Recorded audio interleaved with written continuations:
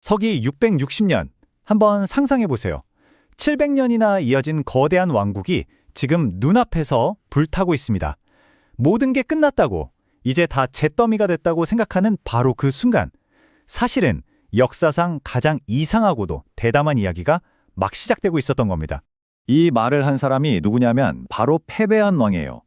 나라를 통째로 잃고 모든 걸 빼앗긴 사람이 어떻게 시간을 얻었다고 말할 수 있었을까요? 이게 말이 되나요? 자, 700년짜리 왕국이 잿더미가 되는 그 순간에 나온 이 말, 대체 무슨 뜻이었을까요? 지금부터 저희가 파헤쳐볼 이야기는요, 바로 이 패배라는 가면 뒤에 숨겨진 어쩌면 역사상 가장 대담했을지도 모를 승리에 대한 이야기입니다. 자, 다시 그 현장으로 가보죠. 백제의 수도 사비성이 지금 활활 불타고 있어요. 성 밖에서는 13만 명이나 되는 당나라 신라 연합군이 승리의 함성을 지르고 있고요. 완전히 아수라장이죠. 그런데 이 모든 게 무너지는 혼돈 속에서 의자왕은요, 정말 이상할 정도로 너무나도 평온하게 회랑을 걷고 있었다는 겁니다. 바로 이 지점에서 모든 게 갈립니다. 정복자들 눈에는 이 불길이 우리가 이겼다, 700년 왕조가 끝났다는 완벽한 승리의 증거였겠죠. 하지만 의자왕의 시선은 달랐습니다. 그에게 이 거대한 불길은요, 자신의 진짜 계획, 그 비밀 작전을 가리기 위한 세상에서 가장 완벽한 연막이었던 겁니다. 그럼 그 비밀 계획이라는 게 대체 뭘까요? 의자왕이 그렇게 평온했던 건 이제 다 끝났구나 하는 체념이 아니었어요. 그게 아니라 나라의 운명 전체를 건 거대한 작전이 바로 방금 성공했다는 걸 확인한 사람의 그런 안도감이었던 거죠. 그 계획의 이름이 바로 옹관회입니다. 이건 단순히 군사적인 작전이 아니에요. 포커스가 완전히 다릅니다. 나라가 망하는 건 어쩔 수 없다. 하지만 문명은 백제의 지성, 그러니까 그 지적인 영혼만큼은 반드시 살려야 한다는 거죠. 이게 핵심이었어요. 온간의 철학은 어떻게 보면 굉장히 단순하고 명확합니다. 물리적인 왕국, 이건 그냥 빈 껍데기라는 거예요. 진짜 중요한 문명은 기록이 아니라 사람의 머릿속에 있으니까. 그러니까 목표는 이거죠. 백제의 영혼을 새로운 그릇으로 옮기자. 그러기 위해선 왕국이라는 몸 자체를 희생해야 한다.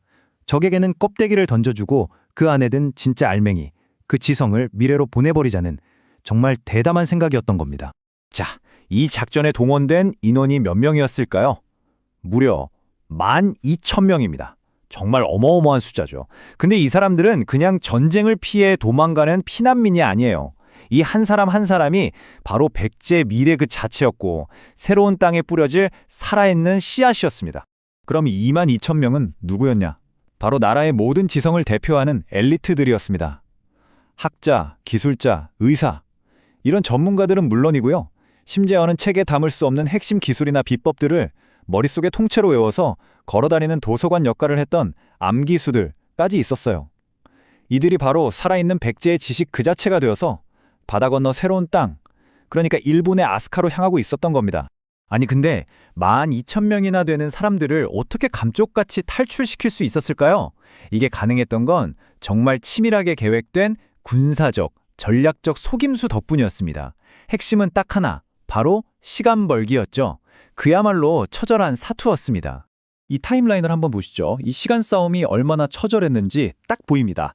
첫 닷새는 우리가 잘 아는 개백 장군이 5,000명의 결사대로 13만 대군을 막아선 황산벌 전투에서 벌었고요. 목숨을 걸고 버틴 거죠. 그 피로 번 닷새 동안 의자왕은 항복하는 척 웅진성으로 이동하면서 적들의 시선을 붙잡아두는 연기를 합니다. 그렇게 또 사흘을 벌어요. 이렇게 합쳐진 8일. 이 8일이 바로 백제의 영혼을 실은 그 비밀함대가 빠져나갈 수 있는 정말 단 한 번뿐인 탈출의 창문. 육지에서만 시간을 번 게 아니에요. 바다에서도 백제의 기가 막힌 지력이 펼쳐집니다. 자, 1단계. 짙게 낀 바다 안개를 자연 방패 삼아서 함대 위치를 싹 숨깁니다. 2단계. 이걸 보고 쫓아오는 당나라 수군을 미리 물속에 설치해둔 목책, 그러니까 덫으로 유인해서 꼼짝 못하게 만들어요. 3단계. 혼란에 빠진 적 함대 사이로 연막탄을 터뜨려서 자비들끼리 치고받고 싸우게 만듭니다. 완벽하죠? 이 4단계 전술로 탈출 함대가 갈 바닷길을 안전하게 확보했고 백제의 지성들은 유유히 바다를 건널 수 있었던 겁니다. 자, 이제 무대는 다시 사비성, 그 항복의 순간으로 돌아옵니다. 하지만 이제 우리가 알죠? 이건 진짜 패배가 아니었습니다. 모든 것이 완벽하게 계산된 한편의 거대한 연극이었을 뿐입니다. 승리감에 흠뻑 취한 당나라 장수 소정방이 의자왕을 보면서 이렇게 말하죠. 지혜롭다고 소문난 왕이라더니 당신네 방어전은 그냥 마른 흙먼지 같더군. 뭐 이런 식으로 마음껏 조롱을 한 겁니다. 자기가 모든 걸 가졌다고 굳게 믿고 있었으니까요. 진짜 무슨 일이 벌어지고 있는지는 까맣게 모른 채 말이죠. 바로 그때 의자왕이 이렇게 대답합니다. 장군, 당신은 이 성을 얻었지만 대신 역사를 잃었어. 이 한마디가 그 시끄러운 전장의 소음을 뚫고 소정방의 귀에 송곳처럼 꽂혔을 겁니다. 물질을 얻은 자와 시간을 얻은 자, 두 지도자의 세계관이 정면으로 부딪히는 순간이죠.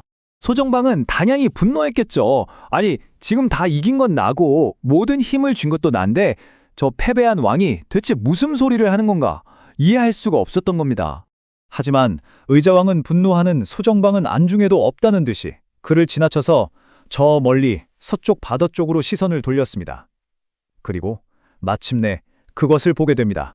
그가 본 건 바로 이 신호였습니다. 저 먼 수평선 너머에서 반짝이는 희미한 빛.